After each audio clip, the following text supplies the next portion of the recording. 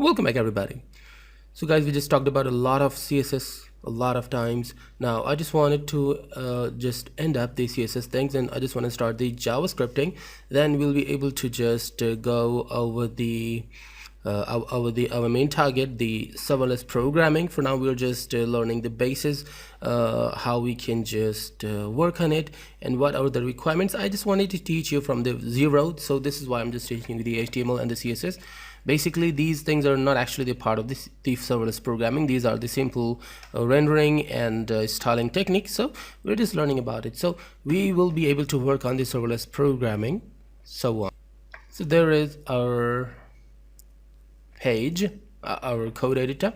I'm going inside the Sublime, and here is the index.html. So we have the css in is style.css. Okay, we've talked about the transformation, the dimensions. We've talked about a lot of things we've just covered, but there is a very interesting thing we didn't talk about yet, so I'm going to talk about that, and then we will just end up the CSS. So we'll be able to work on the real-time programming. Then you will be able to just learn the serverless programming. By the way, I'm going to the code editor here, and first of all, I'm just going to see where are these things. This is a paragraph. I'm just going to make another paragraph. I'm going to the index.html. So this is a paragraph. I'm just making another one, the P, and here the third, or we already have two paragraphs. So now the second paragraph is not as cool as it should be. So it's cool, by the way, but it's not in a look we need. I'm deleting that. I'm just putting that there right after this is a paragraph, another P, and another paragraph is here.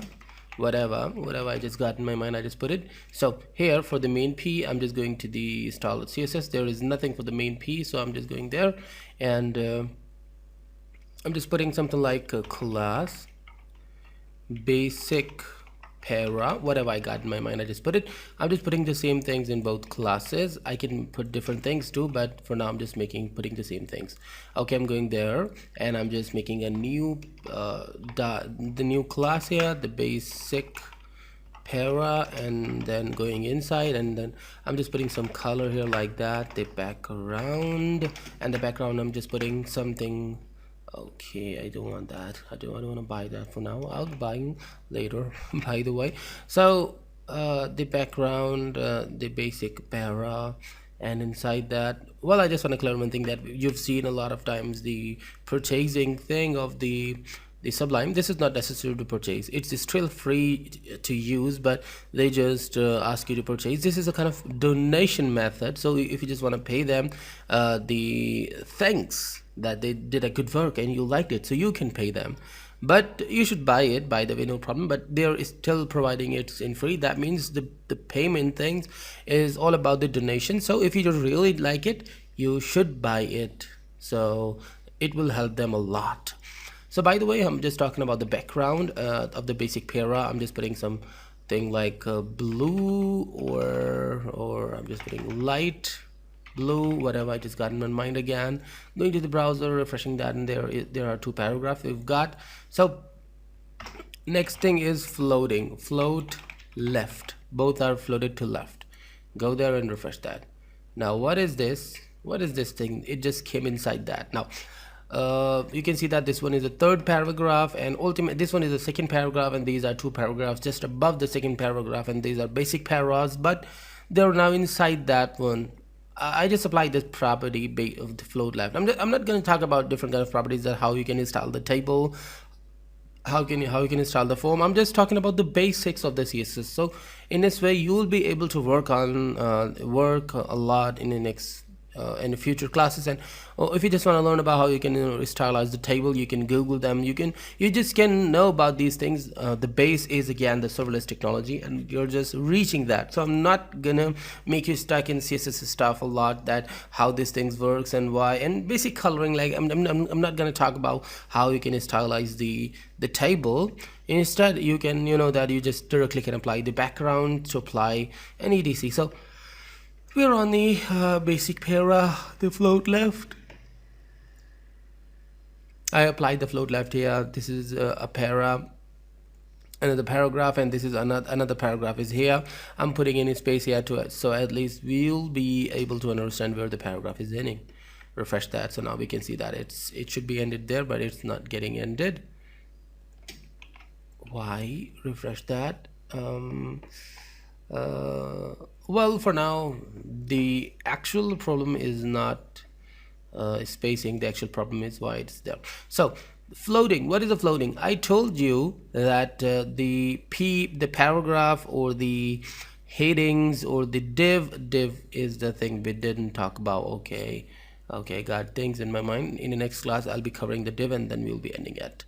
Okay, so these are the block level elements. So block level element is the element which has the line break before and after the element. So where are the is the line break after that and after that, and even this is now inside that one, and before that there is no line break. So because they just put it the floating. What is the floating? Actually, you know, these surfaces, you know, the basic logic of surfaces. Just suppose you're riding in your car, and you're riding the car in the road. So you know, you've taken a place in a road, so you can have a car or a motorbike right before you, right after you, or at the right side of you or the left side of you, but not at the place of you. Okay, not at the place of you, because you're on a place. But an aeroplane, a helicopter, or a drone can be at the place of your car, but at the top, you know, the top and bottom. These things can be at the top and the bottom, but not at actually at your place, but at the top of yours, at the bottom of yours, at the right side of yours, at the left side of yours. The block level element is just like you're riding a truck, a big truck. Okay, so nothing can be and the big truck is covering the whole road, so nothing can be at the right side and the left side. Okay, but you're just using the floating, so now things can be at your left side, at your right side, at your front, at your left and right side, and top and bottom already things are there. But at the you can now put things at the right side, at the left side. Now things can cross you if they need. But what is the meaning that this thing is actually at the top of this, not right or left, but at the top of this red color giant?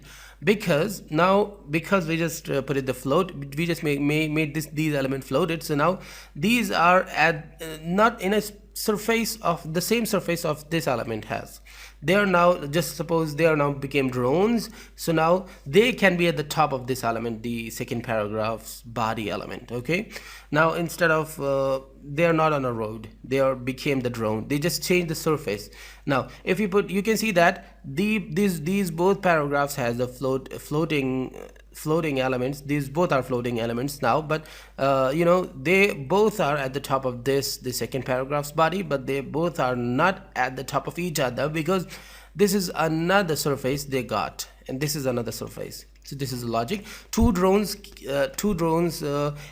if try to take the place of each other, they have to change another surface to be at the top or bottom of each other, but they can be left or right side, just like the cars can have.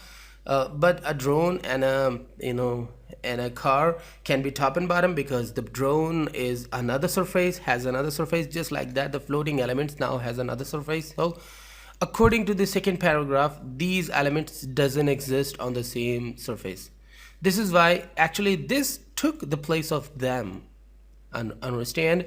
I think this is pretty simple, that this took the space. Now all these elements doesn't know if they are still exist at the place, but you know why the text is still visible and why the text is now there instead of being there?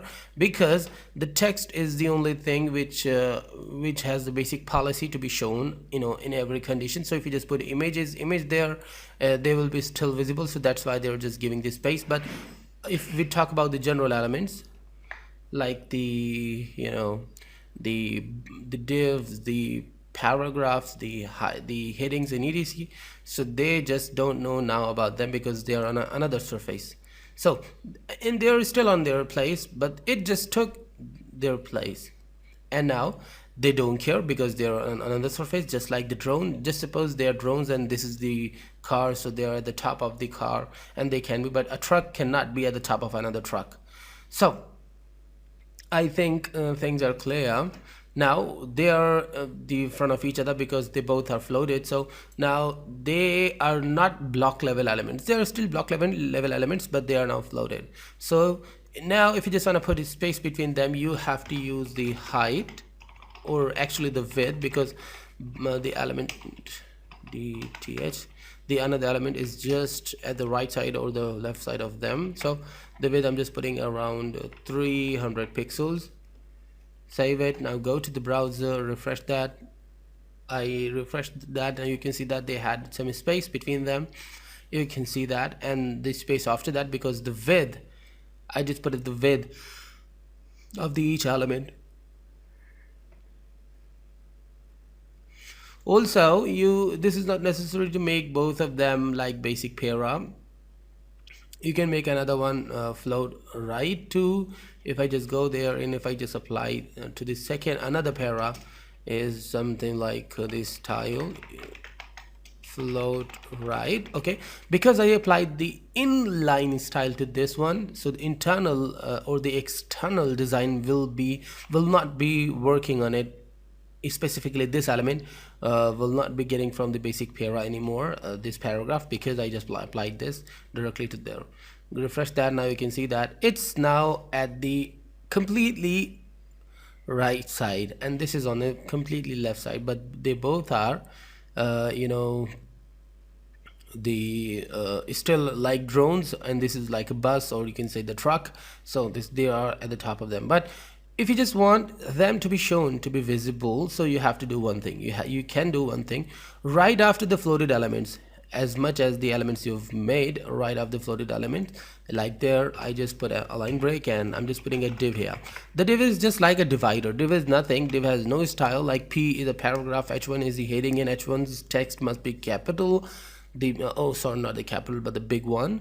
But the div is nothing. Div is just simply like a divider, but the actual quality of the div is it's the divider, so it can receive any style from the CSS easily, because the paragraph has some by default styles. The H1 has some by default style like font size big and etc, but the div has nothing like that. So I'm just going inside that, I'm just going there, I'm just putting something like I'm not putting anything, I'm just directly going there and I'm just applying the style here. I can do the same thing in a CSS, any external CSS, but I'm doing this, so no problem. Clear both. I'm just telling clear both means clear the anything at the top. So now clear, after putting the property of clear both, these element will be in a place and this will leave them, because now these are the elements who are not in the same surface, but this is now actually getting the spaces of them and telling it to give them places. So refresh that. Now you will see, now you can see that they both now has a space, and this is now goes to bottom. It is still can't see them, but it can see the clear both, and clear both can see them. So clear both is referring it to just go down and give them the spaces. So this is what happening here, and these are the floated elements. So I think you just understood them, and I think we can just go to the next class. So stay tuned and goodbye.